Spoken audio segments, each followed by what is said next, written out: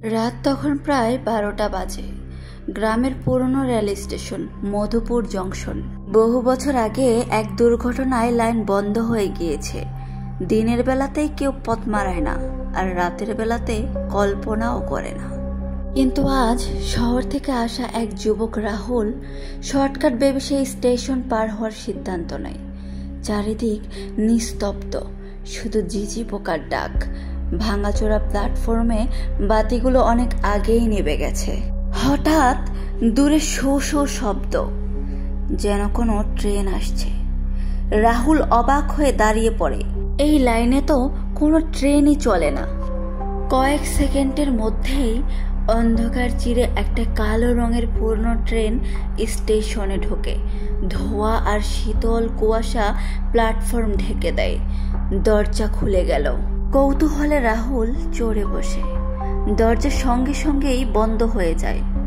Train ধীরে ধীরে চলতে শুরু করে। ভেতরে একটার পর একটা যাত্রী বসে আছে। সবার মুখ ফ্যাকাশে, চোখ কোটরে ঢুকে গেছে।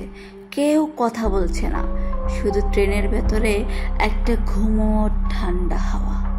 বন্ধুরা, ভিডিওটি তোমাদের কাছে কেমন লাগলো তা অবশ্যই কমেন্ট করে জানাবে, আর আমার চ্যানেলটিকে সাবস্ক্রাইব করে ভিডিওটি শেয়ার করে দিও। রাহুল ভয়ে ভয়ে একটা সিটে গিয়ে বসলো।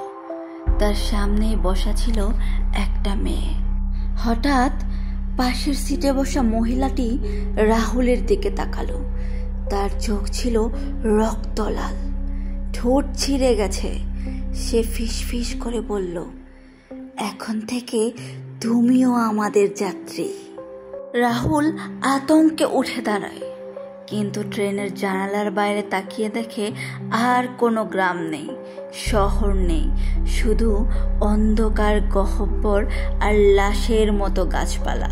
ভয়ে কাঁপতে থাকে, চিৎকার করতে চায়, কিন্তু গলা দিয়ে কোনো স্বর বের হয় না। বসে থাকা মানুষগুলো তার দিকে এগিয়ে আসতে থাকে। রাহুল দরজার দিকে ছুটে যায়, মরিয়া হয়ে হাতল টানে। দরজা খুলতেই বাইরে শূন্যে পড়ে যায়। এক ঝটকায় সে জ্ঞান হারায়। পরদিন ভোরে গ্রামের মানুষ দেখে ভাঙা প্ল্যাটফর্মের পাশে রাহুলের মৃতদেহ পড়ে আছে। মুখে আতঙ্ক জমে গেছে, চোখ ফাঁকা হয়ে স্থির। কিন্তু আশ্চর্যজনকভাবে মৃতদেহের পকেটে পাওয়া যায় একটি ছেঁড়া টিকিট। টিকিটে লেখা হারানো ট্রেন, শেষ যাত্রী, যাত্রী সংখ্যা 37+1।